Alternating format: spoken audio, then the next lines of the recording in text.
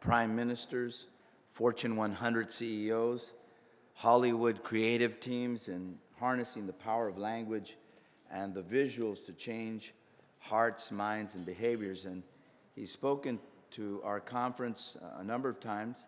He's always been extremely insightful, and as we know, Washington is currently focused on the debt and the deficit. And I urge all of you to look at the LA Times editorial today, the Sacramento Bee, and the Wall Street Journal, all of them speaking to what mayors have been talking about, the need to focus on jobs, not just the debt and the deficit.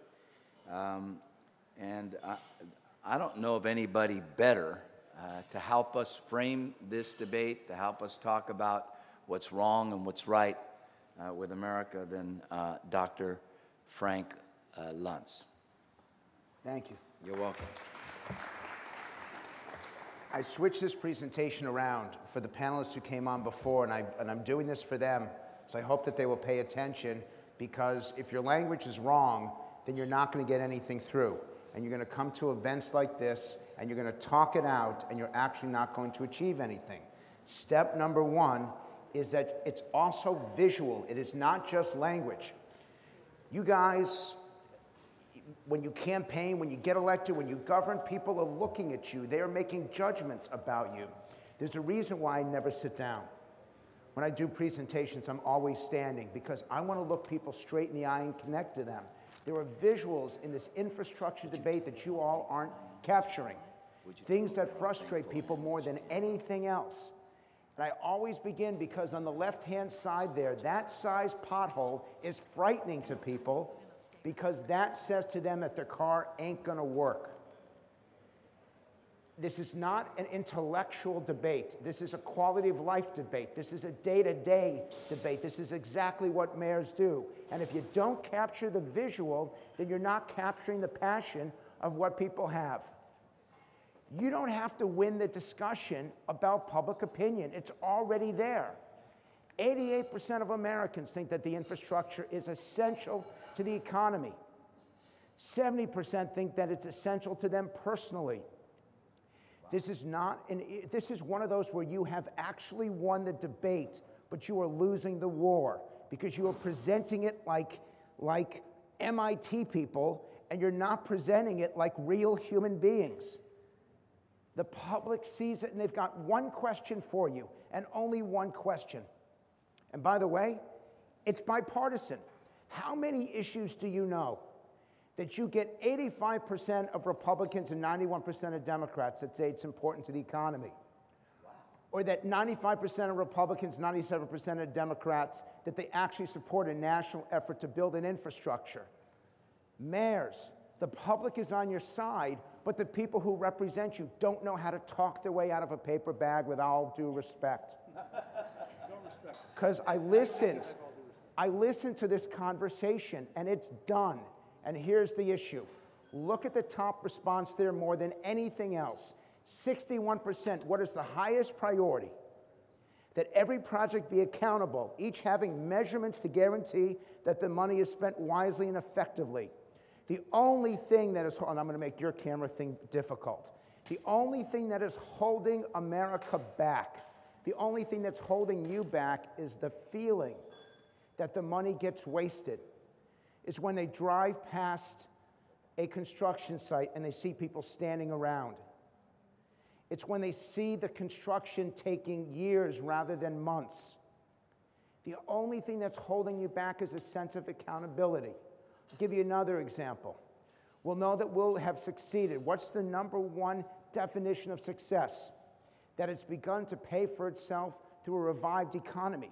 This is not just the personal impact. It's the economic impact that everybody will embrace, but they have to see, and I quote, results. Mayor, it's not effort that matters. It's not support that matters. It's actual, tangible results that they're looking for.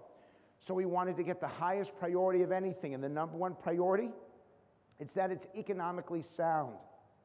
So they're not looking for infrastructure that creates jobs. We're looking for infrastructure that makes sense. And this is where the whole common sense argument comes into play. Even above affordable or environmentally responsible. And in terms of language, of all the words that you can phrase, of all the statements, putting America back on the right track, that's the language that they're looking for. Would you please be, if you support this initiative, would you be more inspirational in your approach? Would you be more national in your scope? Would you talk about the day-to-day quality of life? But then most importantly, I'm going to hold them accountable. And I'm going to make sure that there isn't a dime wasted. Your question, or should I say your, I don't know, your war and peace question. The answer is that they will back you, they will support you, they will agree with you if you will promise not to waste their money. It's a very small thing to ask for, but that's what this infrastructure debate is all about, because there is not enough money to waste anymore. And so that's the emotion, that's the passion, the sense of accountability. So if you allow me to go back now to the original presentation, this is why people are so angry. They believe that they were promised a lot and they got a little.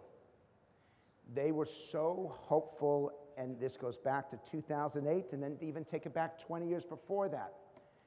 Think of how many promises have been made to the American people that haven't been kept by every political party, by business, by media, by society. The expectations were so high, and the results and the reality is just so tough. And that's what's causing this great degree of anger. Glass half full, glass half empty.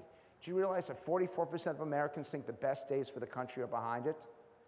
And I give you these numbers because I'm about to give you the language, the words that the American people want to hear when it comes to education, when it comes to jobs, when it comes to leadership, specific words and phrases that will help you engage and reconnect to the people who elected you. And I want to do something which is an offer to you. If you have a question as I go through this, stop me.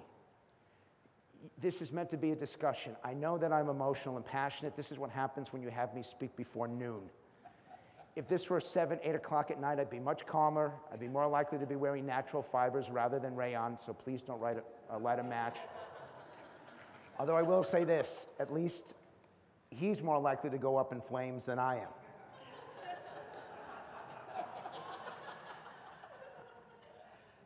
It is this expectation that matters. And I want to put you on the right side of that expectation.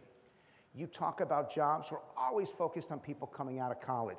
I have to tell you that the greater concern right now are people over age 50.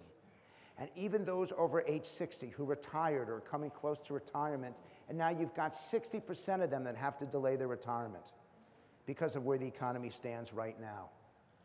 Imagine if you were 63, 64 years old, you gave up your job a couple years ago, and now you can't get one back. And your house is worth 1/3 less than it was, and your portfolio is worth 25% less than it was. You followed Jim Cramer's advice and you sold when the market was at 7,500, and now you're screwed. 60% are delaying their retirement, and that's the frustration for them. And this is the saddest tragedy of all.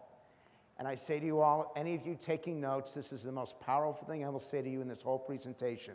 If you really want to connect to the people that put you where you are, this is the question that they want an answer to. Number one, are you better off than your parents when they were your age? Because most people say yes. But then when you ask the question, will your children be better off than you when they get to be your age? 44% now say no. If you can reinstill that sense of hope and optimism, a belief that the next generation is going to have it better, you'll have done your jobs and done them well. Because that's what people are asking for, to believe again, to see that sense of opportunity again. 72% of Americans are mad as hell and not going to take it anymore. And by the way, because this is a bipartisan forum, I can't tell you the normal joke that I use. But any of you who want to hear it when this is done, just come up to me and I'll tell you the line that I use. Just remember that photograph. So look, you can't be everything to everyone. Everyone's not going to love you, but this is what they want most. Can I ask all the mayors to please stand? Can I get all the mayors to stand up, please? I'm going to see who really understands their constituents. These are the 5 attributes that the American people want most. We asked them, what do you want more of that you don't have enough of? By the way, more sex, which probably would have come in first in New Orleans. More sex came in 3rd among men and came in 7th among women, which is why it came in so high among men. Think about it. Figures, a man's applauding right here. What is the highest priority? What do American men want more than anything else? Raise your hands around this table if you say fewer hassles. Nobody. How about more choices? Who thinks American men want more choices more than anything else? We got one person. Mary, you need to sit down. Who says the highest priority for men is more money? Raise your hands. Who says the highest priority, and you got to get up too, you're a mayor. Last time I saw, Sacramento was still a city. Who says the highest priority for men is more time? Raise your hands. All you time people, sit down. Who says the highest priority for men is no worries? Raise your hands. All you no worried people, sit down. Now, only the people still standing, and we've got we only have 2 mayors left. This is not good. What's the highest priority for women? Who would say more money? You would? You must have just gotten divorced. You need to sit down. Who says the highest priority for women is fewer hassles? Who says the highest priority for women is more choices? Oh no, you got to sit down. Which means for the first time ever, everyone got it wrong. Men want money and women want time. Basically, men, if I can actually pull it out, this is my George Costanza imitation. Men want this to be as thick as it possibly can be, and women want to spend it, the time to spend it. This is your agenda right there. This is your day-to-day, your quality of life agenda, right on that chart. Those 5 attributes is what the public wants from you. How do you, in your service, provide them fewer hassles, more choices, more money, more time, no worries? You achieve those 5 attributes, and you've done your job well. We went through a lot of work to nail it down to just 5, and those are the 5 that matter most. We also wanted to understand the American dream. It used to be about freedom. Now it's about financial success. One segment of society chooses home ownership as the #1 definition of the American dream. Hispanics, Latinos. And think of who's been crushed by what's happened with homes and foreclosures and all of that. So a company creates the most amazing ad, a beer company. This young woman, she comes into the living room and she's in tears. She's crying. And her father's crying and her mother's crying because she's leaving home for the last time. And this woman goes out the door, shuts it behind her, goes down the stairs into the street, across the street, up the stairs to the house right across the street, grabs the beer out of the refrigerator, holds it up to the camera and says, "Mi casa." If you're Latino, living across the street from your parents is the American dream. I'm Jewish. Living across the street from my mother is the American nightmare. Little delayed reaction from the Irish guy over here. This is the highest value. This is not about health care. It's about health. Societal health, employee health, environmental health, economic health. We now see health as a sense of safety and security. And so when you talk about health, it's not health care. It's whether a city is functioning. It's whether a city is working. And we relate to health because it says to us that our kids are going to grow up in a better environment, that we can have a family or do what we want to do, or that businesses will thrive. Health is at the core of that, and it's new language. And even more than opportunity, we're looking for stability. We want no surprises. We want predictability now. How are you providing a sense of stability for the people that you represent? I'm going through this pretty quickly because there's so much language I want to get in, kind of share with you. These are the 5 most powerful attributes. This is what they want from the people who lead their cities. We gave them a list of 35 different choices. These were the top 5. Number 1 is accountability. They want you to look them straight in the eye. In this language, I mean specifically. They want you to say what you mean and mean what you say. And that to them is the articulation of accountability. Second, fierce integrity, because they believe that all politicians have lost the ability to be honest and direct and candid. By the way, it's one of the things that I refuse to do now. I say to you, if you're reading your speeches, it means that they don't trust you. They need to see your eyes. They need to know that it's inside you. Otherwise, they assume that someone wrote it and you don't care about it. Third is respect. How often do you hear politicians talk about respect that they have for the people that they serve? You communicate respect to them, and they will communicate loyalty to you. Fourth is their voice.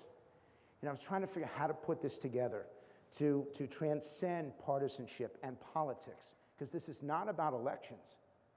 Make no mistake, this is not communication for elections. This is communication to instill that sense of faith and trust that the system still works. Their voice, they think that you don't listen. They think that you don't hear them. If you become their voice, that builds credibility, and it builds a belief in the future. And the last one is measurable results. It's no longer just results, they have to be measurable. It's almost like a checklist.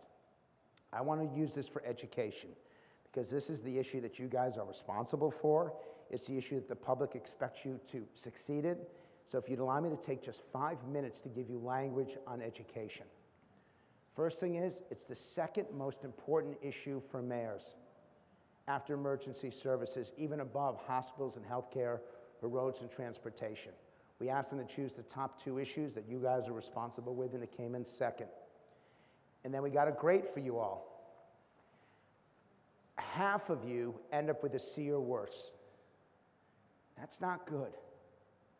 That means that something's going wrong here. And we then ask the question, by the way, 5 is the average for an issue. When you get 7, basically a 7 out of 10, and the question was, how much change and reform do you need?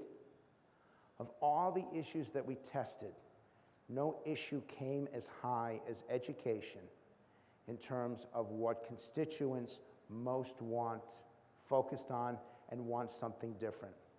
And Mayor, this is brand new. This is a poll of the 50 largest cities in America. This is not rural communities. This is cities. This is what you represent.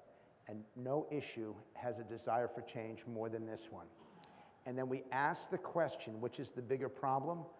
All we hear about is funding, funding, funding, funding. It's money. Yeah, for a third of the people who live in the cities, it is money. But for another third, it's waste and bureaucracy. And the final third, it's about lack of teacher and school accountability.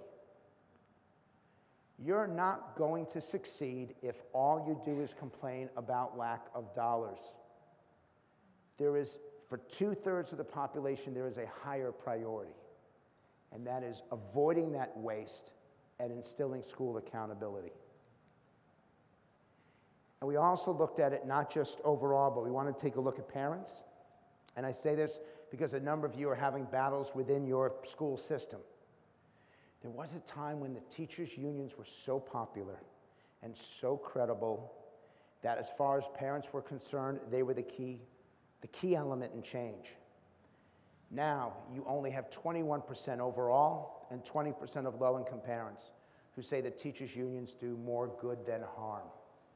There's been a complete re-examination of education and the people who are participating, and they expect that re-examination from you as well. In terms of language, overall they want high quality. But among those low income, the parents who have the least amount of control and the greatest challenges in schools, it is putting students first more than any other attribute. So how does your language put the child at the center of the equation rather than the school or rather than the process. And you notice when I talk about education, I try to talk about school. Education is a system. School is the actual attribute of learning. In terms of what they want, two things more than anything else: opportunity and higher standards. And I know that that phrase standards frightens some people on the right. Well, they got to get used to it, because as far as parents are concerned, without those standards, the schools are going to fail. Opportunity is the easy thing to provide. The standards is what matters. And among opinion elite, these are people with higher education, higher incomes, those who are dealing with elected officials, consumers of news. Standards is the #1 answer for making a change. A couple more points here. It isn't what the kids are taught that matters. It's what the students learn. That may seem obvious to you, but it's not obvious to what's going on out there. It's not obvious to what's being communicated. It's about the result, not the effort. It's about the impact, not the process. I think this is the last one here. Even more than freedom to reach their potential, it's about the opportunity to succeed. And that becomes your definition. So if I can add words to your lexicon and take some away, 21st century approach, focused on the future, that's good. But what they really want is for you to get back to basics. Do your kids, can they read? Can they write? Can they add and subtract? Can they do the basics of learning? Because the public thinks that the basics are failing. And it's not just about the academic performance or intellectual development, it's knowledge. And this word is so important, life skills. Are your schools producing the skills? And I will tell you, I wish I'd done it city by city in this room, but I would tell you that if I surveyed more than half the cities in here, because I know what the overall numbers are, the answer would be no, that you're not providing them the skills for life.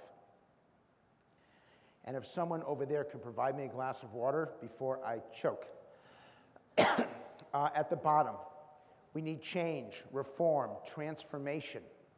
That phrase, transformation, now this is good because I don't know if you know, but I actually, this man really is a public servant. And do you realize how much money I have paid for this bottle of water? I personally am balancing the LA budget, which is why I walk stooped over. Don't use the word transformation because nobody understands what transformation is. It's used by politicians who don't connect to people. What they want is improving learning and accountability. And I do want to focus on the issue, on the topic of visuals, because visuals are so important. That photograph on the left and the photograph on the right are the two most positive ways to communicate the power of education. On the left, the kids have got their hands up. That communicates connection. And on the right, you've got a teacher who's directly involved with the life of that child. The photograph on the left, because we wanted to look at inspiration, it's a mom hugging her daughter, and then a father teaching his son. Outdoes everything else when it comes to promoting inspiration. But I want you to see the negatives. Either behind bars or broken windows. Those kids are clearly trapped in a bad school. You want the visual, because the visual connects people with either success or failure. And that girl on the right and the guys in prison, when you've got someone with their head down, they're not connected. They're not being educated. Boredom is what parents fear most. Yes, sir. So, Frank, basically what I'm saying is that fear doesn't work when selling education. Perfect question. I need 20% fear and 80% opportunity. Okay. I need enough fear to give parents a reason, but I won't motivate them out of fear. I will paralyze them.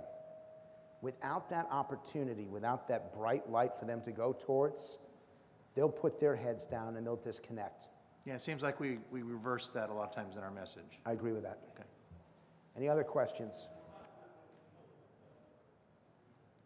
Okay, a couple more in visuals. That's the Statue of Liberty. We asked the American people what best represents pride and patriotism. And the Statue of Liberty wins over everything else. By the way, where's this going to air? I see these video cameras. I want to decide if I'm going to tell this line or not. Where does this air? Where does it air? It's just for your archive? The Statue of Liberty is the most American icon of any visual. But where is she made? France. She's got one arm up holding the torch. I need the mayors to look at me for 1 second.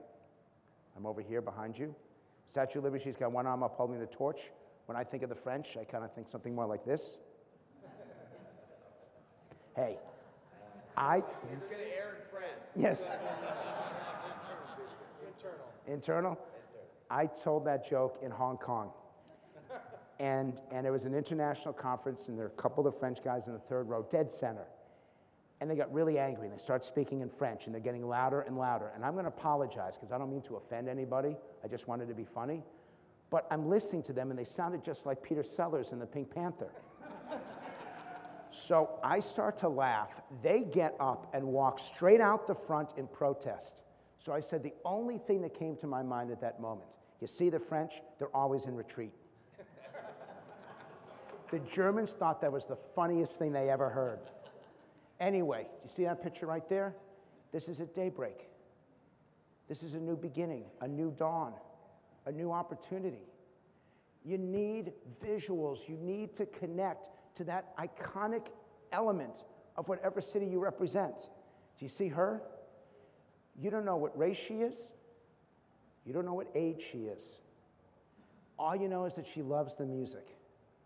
That is so powerful now, because if you're under age 30, you don't see race anymore. You see human beings. If you're over 60, something else clicks in your head. But if you're a kid, that's what you want to see. You don't need to see her face. And one more, because I know you guys are also about travel and tourism. You want to get people to come to your city and vacation there? Nothing says vacation like a woman in a hammock. She's got a drink in her hand. She's got the sky above her. She's got the ocean beyond her. She's got the beach below her.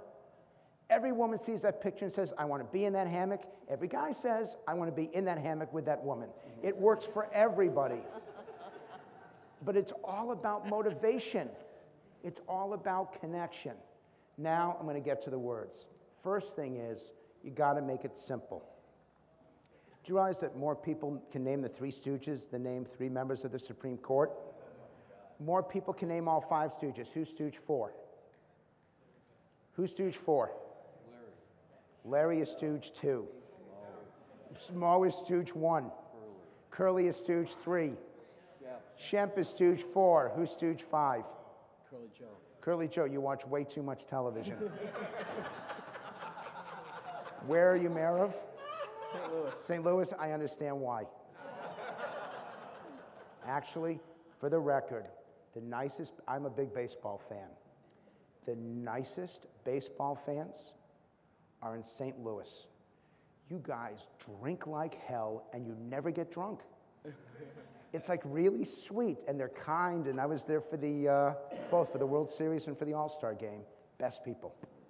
Your team's not so good, Yeah, but we like the Stooges, by the way. yes, clearly. Keep it simple. Another thing is understand what the public hates about government and the IRS. More people would rather be mugged than audited by the IRS. And 5% say there's no difference. So understand what the public doesn't like about the IRS. Now watch the power of words. If you talk about relaxing environmental standards, by 3-2, the public says no. But if you talk about relaxing government regulations, by 3-1, the public says yes. This is your point that you made about all these shovel-ready programs, and the president couldn't understand why they weren't ready. They think that the bureaucracy and the paperwork and the red tape and all of that, that's what's causing people to turn against. And if you could simplify it, here's another example. By 2-1, the public says we spend too much money on welfare. By 7-1, we spend too little money on assistance to the poor. Come on, what the heck is welfare? We support the program, we just don't support the titling of it. So I ask you, mayors, are you spending the time on your messaging so that you indicate the mission of what you're doing and not labeling it in a negative way? And for those of you who run nonpartisan cities, it's not that you're mainstream or a centrist or a moderate, you're independent-minded. And that is exactly what the American people want today with all this hyper-partisanship that's going on. So here are your 21 words. These are the words that matter most. These are the words that they want to hear from you. And the single most powerful word right now in the English language is the word imagine. And you begin any presentation with imagine, and you're connecting to them emotionally as well as intellectually. You're in control. It's what the public most wants in its relationship with government. The idea that a safety net gets created, but they themselves are in control so they can still make the decisions. Peace of mind is more powerful than security. Peace of mind means that there is no threat. Peace of mind, that it means that there is no challenge. Security says that you need a dog or a fence or a security system. Peace of mind means that there is no fear. Independently certified, we don't trust anything anymore. We want independent certification that what we say is true. We want things that aren't in the game to tell us whether it's accurate or not. A mission and commitment. I'm just curious, by a show of hands, how many of you have a mission for your leadership in your city? Raise your hands if you've actually done a mission. And how many of you have on your website a personal commitment so that when your citizens come, and the mayor from Des Moines is the smartest one, he's taking photographs of the slides. Good for you, we'll beat you up when this is done. Whoever gets his phone away from him, I pay $100. You should have a commitment. And by the way, the commitment's your reputation, and they'll hold you accountable for it. But if you're public enough with a commitment, they will trust you, and they will have more respect for you. No fine print. A couple more of these, then I want to go on. No fine print. You realize when you've got fine print, when you've got any kind of communication that says, well, but there's a but to it, it means that everything you just said before it isn't accurate, isn't real. Fighting for me. They actually want you to fight for them. They actually want you to stand up for them because they feel that nobody is. These 21 words connect you. They make you human. They're what they want to hear from you. But they're not just words. They want to see it. They want to feel it. But that's what they're looking for from you. And you know how important leadership is now. Nobody trusts Congress now. The Unabomber has a higher favorability rating than the average member of Congress. And for a good reason. At least the Unabomber is about urban renewal. Hey, I just did that one on the spot. That's as good as it's going to get. And one more set of lists, 11 for 2011. These are words, these are phrases, and there's several of these that are really powerful. And the most powerful of all is no excuses. You look your constituents straight in the eye and say, I'm not going to make up reasons why things didn't happen. No excuses. It's what they don't think business does. It's what they don't think politicians do. That you always have reasons why things are later or didn't get done. The person who stands up and says, I'm a leader, I accept responsibility, no excuses, is the person that restores faith in that mayoral position.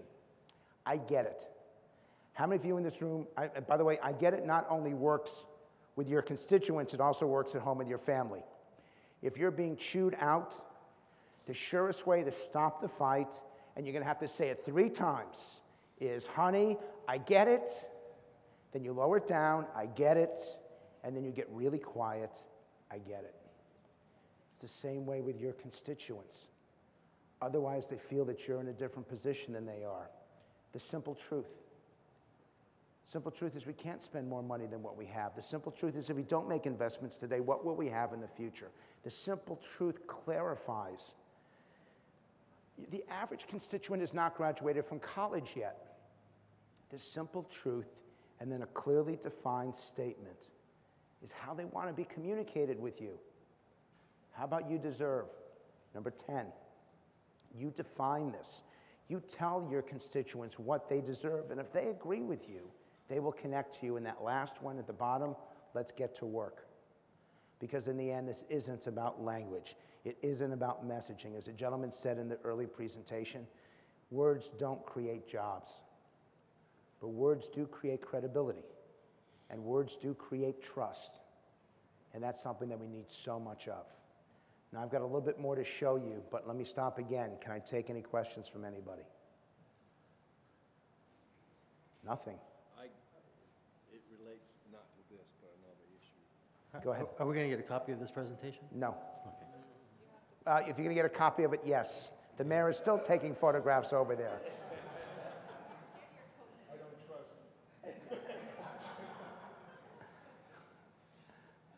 Yes, sir. I understand the messaging, but I'm still challenged, not in terms of reaching my constituents, but reaching the more powerful, influential people who aren't making the right decisions so these things will happen. Fair question. The purpose of this is to help your constituents educate those who are making the wrong decisions, is to help empower you to empower them to speak up and be heard effectively. You know that members of Congress are actually now paying attention to what their constituents are saying. They may not be following it, but they're now listening to it. The challenge for you is how do you mobilize so that instead of 6 people from your community, 6,000 people engage.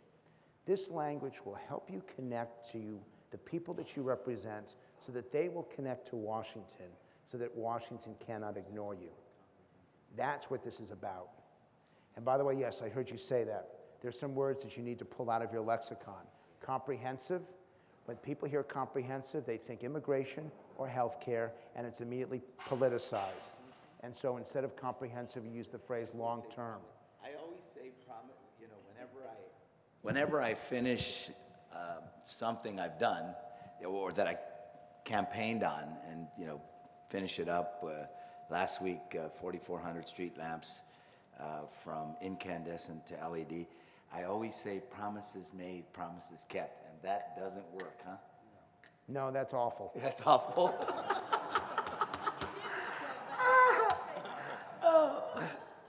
Who elected you? But by the way, he did do something proper there, which is he didn't say 4,000 or more than 4,000. He said 4,400. People appreciate the fact that you're precise with your numbers. 4,400 says that it's a real number. And trying to teach people that you don't round it off, they actually want to know what it is, that builds credibility for you. A couple more for you. Wait, finish that. We didn't, that last one. Yeah. But you didn't go through all of them. No. Well, go through But, them, please. but there's so Words much. that don't work, those are important too. The issue with promises is what they want from you is a commitment, not a promise. But I warn you, that commitment, if you break it, they will never trust you again. The only people who make promises are politicians and used car salesmen. Our hands are tied? No, they're not. You're the mayor. Your hands aren't tied. You tie the hands of everybody else. So you can't make that excuse. Even if you feel it, you need to find other language. I was taken out of context. No, you were just caught saying something you shouldn't have said. Nobody believes that. What you need to understand is an awful way of trying to clarify something because you're basically saying that the person you're talking to is an idiot. Yes. It can't be done. Yes, it can. We just need to figure out a way to make it happen. It's not my fault is a way of shifting blame, and nobody will accept it. It is a moral imperative. No. Yes, I mean, there are components of government that are moral, but that's not what the American people want to hear from you. And that no, what they want to know is what you say yes to. They don't just want negativity. So in the context of infrastructure, when all of us have been talking about investment, what word would we, you say we would say commitment? I mean, what word would we use? First off is that working together, that partnership that you talked about, I so wanted to jump in because it is a partnership. And that concept of we're all in this together. That's what infrastructure is about. And by the way, stop saying the word sustainability. I realize that there are environmental groups around here. What the hell is sustainability? Thank you. Thank you. Nobody can define I it. hate it. It's cleaner, safer, healthier, greener, better. It's that it's improvement.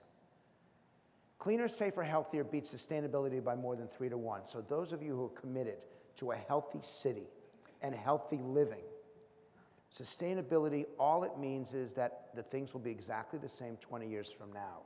Cleaner, safer, healthier means it's going to be even better. And again, you see that this language has no partisanship to it, has no judgment to it. It is making a commitment to do things better.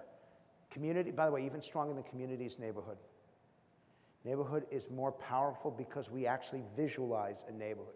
We see these groups of 20 or 30 or 50 homes rather than speaking in this broader sense of community or even society. And they don't want to know your approach, they want to know the solution, and they want to know the result. You know, by the way, 3 years ago when we started going through the recession, and wanting to address pension reform and, you know, getting concessions for our employees, I started using the word shared sacrifice and thought it was a great word. And then my friend here shared with me that people don't want to sacrifice. And so I started using words like shoulder the... yeah, they want the other guy to sacrifice. That's the point. That I should use words like shoulder the burden, you know, work together. And I did, and I did find that it was more effective at communicating. You know, I took a 16% cut over the last 3 years, and I was, because I wanted to lead by example. And, but, you know, if you're making $30,000, single mom and a secretary, that doesn't mean much to you because, you know, I make a lot more money. So saying that we're all in this together really did have a stronger impact on people and was more convincing to the public than when I was saying shared sacrifice. And Mayor, you just said a phrase, lead by example. This is why they're so angry with Washington. Has Congress cut its own pay? Has Congress had to live with less just like the rest of the American people have? They're so frustrated with what's happening in Washington because they don't think that Washington understands what's happening in your communities. So your phrase, I'm going to give you, you just gave me a line. Because you said what gets people to feel better? Lead by example. You look your member of Congress straight in the eye and say, lead by example. You want us to, you're going to spend less, you're going to cut money to our cities, then lead by example and cut your own budget and cut your own salary and cut your own benefits. But you can't do it with that shirt because no one's going to take you seriously. Get him a shirt. More mayors have said they wish they dressed in this shirt than wore their coat and tie this weekend. Clearly, You know how we said that we like that other people sacrifice? We say that, but we like seeing you in the shirt. oh, I thought that was just an issue about the Betty Ford Clinic and something like that, but that's... Look at the difference between promise and pledge versus commitment. This isn't just generic advice. This is really what the public wants to see from you. And the differences are significant. And by the way, what I want to do is lead by example. I'd love to put that up against those. But better than real life experiences or results or a record of accomplishment, they get things done. And here's why that's so important. You want them to have faith in you. When you show them that you get things done, they're that much more likely to trust you and the things that you want to do in the future. Yes? Frank, how about it, they get things done through measurable results? Does that work? I would do measurable results, colon, getting things done. Measurable results getting done. Colon, getting things done. Here's the attributes that they look for you. This is what they want. Number one, we asked this question when I knew that I was coming here. More important than anything else, accountable for your actions and your consequences, but look at what's so close. Listen, listen, listen. And you show them this. How many of you in mayors do town hall meetings? Raise your hands. I'm going to give you two things to consider. Number one, find out who drove the furthest distance to be there. Drove, walked in some cases, biked. I know that we got LA and then we got some communities that are tiny. But who came the furthest distance or who got here the earliest? And you let them speak first. That's demonstrating Sometimes it's traffic time, but that's the point. If you're going to invest an hour of your time to get there, let them speak before you do. Let your constituents go first. I know you're elected, so you think they're there for you. If you let them go first, then you've communicated that you're there for them. Second is that question about, are you better off and are your kids going to be better off? And ask them why are they so afraid for their children? Because that allows you to communicate what you are doing in your own community so that this is a long-term commitment to them. Letting your constituents go first is so powerful. And that's what that listen, listen, listen is all about.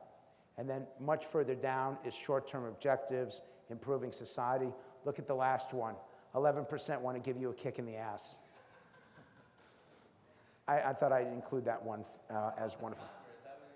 Congress, kick in the ass, would probably get it close to 50% at this point. A couple more things, and then I'll answer questions and I'll stop. Have you personally benefited? This is one of the great challenges for local leadership. Do they know what you've done, and can they feel it in their day-to-day lives? The problem is, for so many of these programs that took place in 2009 and 2010, nobody felt like it helped them. Nobody felt the connection to them. It was communicated to them, but they didn't see it in their day-to-day lives. That's what becomes important for you guys. And for those of you who are dealing with budget issues, and I apologize that the print is so small, but I wanted to give you as much information as possible. And for those of you who run larger cities, the most powerful thing you can say, no more budget tricks, no more accounting gimmicks, no more empty promises. You have the right to know the truth, and we're going to tell you the truth. Because there's such deep skepticism. And the whole purpose of that language is to address that skepticism and help you connect to them on their level. What do we want most from government, local, state, or national? That it be more efficient and more effective. More efficient and effective means that you don't have to raise spending, you're learning how to do more with less. And that stable and secure future, because this isn't just about what we do today, it's about quality of life tomorrow. Down there at the bottom, spending discipline. It's something that usually on the local level, people don't talk about. It's what they want to know from you. Particularly if you're adding spending in some places where you're showing discipline in others, because then it becomes a balanced approach.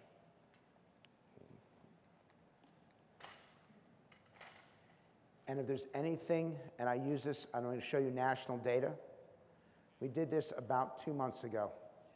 Accountability, responsibility, and honesty. That's what they want from the budgetary process, more than anything else. More than a path to prosperity, more than roadmap to freedom, all of that, accountability, responsibility, and honesty. And in terms of the best analogy to communicate, it's time for government to tighten its belt and balance its budgets just like families do. All across America, families are learning how to do more with less. Why can't Washington? And they would say the same thing for you. So let me stop and see if there are any questions that I can answer for you all. Mayor Marks? I have a I'm a little bit troubled by something you said earlier and something I've been hearing quite often in the rhetoric, and that is the phrase, take America back. And then you had a phrase up there, you didn't say that, but you had a phrase up there, putting America back on the right track. That's troubling to me because what was back is not necessarily good for a lot of people. Do you find a difference between the term or this phrase, putting America back on the right track, as opposed to putting America on the right track? I not only do I accept that change, I think that change improves the statement. But I'm going to surprise you. When people say putting America back on track, what they're referring to is the 1990s. Well, I don't refer to the 1990s, frankly. I refer to the period of time I grew up in the South, and I don't want to go back to that. But remember that what is your perspective? I dare say there's a lot of people in this room with that perspective. It's not the phrase that I would give you to understand all of this. It's not what you say that matters, it's what people hear. So if people in this room hear the 1940s, 50s, and 60s, then you are correct. If they hear the 1990s or just 10 years ago, then it's different. In the end, it's what people hear. And the problem is we're always focused on what comes out from us, and we're not sufficiently focused on how people collect the information. But your phrase, putting America on track, perfect. Mr. By the way, do I have to pay you for that? Cochran? Yes, I represent him, yes. Mr. Cochran? Mr. Cochran? So, are you a lawyer? Yes, I am. You are? Yes. Oh, then get out. Hey, can I give one bit of credit to Dick Cheney? Just one thing? What? He could have shot the dog. He could have shot the truck. He shot the lawyer. And he actually got the lawyer to apologize for being shot. Tommy? Frank, we went through the $787 billion stimulus, and less than 1% of that money came directly to cities. It went to the states. Nobody knows what happens to it, and the president told us in the White House that his polls, most American people think he went to Wall Street and didn't even come back to the states. So now everybody's talking infrastructure. I mean, it's like a Pavlov dog's reaction to the solution to jobs. Then I heard just a while ago, you said, don't talk about jobs with infrastructure. And yet these mayors, they're so confused about the debt ceiling and everything, and they say, we're for jobs. Write a letter to Congress saying jobs. Specifically, when we're talking about infrastructure and going with the Corps of Civil Engineers and what everyone has been saying in this for the last 2 days, infrastructure is the way. How do you talk about that? And inside of that issue is this big transportation bill that's coming down the track. Yep. And how do mayors talk about that in a way that relates to the future? And I find, for example, when we use the word traffic, that has a ex-urban, suburban, urban theme, because when you wake up in the morning, there's two things. One's weather, and God's in charge of that, I think. But traffic, they blame it on the city official or the county official and not Washington. So infrastructure and transportation is some time, I think, that we really need within this group, and I appreciate the mayor bringing you here to help us talk about that in light of the Congress and the public. And this will be the last one because we've got the other panel there, and I know you're going to want to take a bathroom break. So, No, I don't need a bathroom break. Oh, I'm sorry, you meant that. Yeah. Frank. I've done so much work on this issue, and I was actually brought in by Ed Rendell. I remember, I was there. And Mayor Bloomberg, and I won't mention the former. You with us down in South Beach, too. Yeah. I can't even mention the governor of California anymore, the former governor. Or you just mention his name and people just laugh. I mean, you don't even have to have a joke. Just mention Schwarzenegger and people laugh. The thing that, except in this crowd, the thing that you need to remember is that they need to see that specific infrastructure. And I'll give you an example. Every time that I drive home on Wilshire Boulevard, I know, or it's actually Sunset, I know that I cannot be in the right lane. Because if I'm in the right lane, I'm going to get a flat tire because I'm going to hit potholes. You tell me that that road is going to be fixed, and I will back you. You show people a specific element of infrastructure that they engage, that they use, that they connect to, and they will back you. Even if it involves 50 other programs from places all across the city, the state, the country, they will back you if they know that something's going to affect them, with one proviso, that there is accountability. That you absolutely know that 1 year from today, that road is going to be fixed and my life will be affected positively. Yeah. Without that sense of accountability, I can't get anything through. Frank Luntz, everybody. Let's give him a big hand. I loved watching you all write down his message points. And I can tell you, we do the same thing when I have him come to speak to our managers and our staff. And I want to thank you. And for Mayor Johnson and some of the mayors who are focused on education, we wanted this to be focused a lot on jobs. But in September, I believe it is, we're going to try to figure out getting messaging around education. Mayor Smith said, people want us to be involved in education even if we don't have any direct oversight over our schools. And so we're going to make sure we do that. Thank you. And let's take a real quick, seriously, a quick 10-minute break and then come right back because we got a very, very good panel, our last panel. Thanks.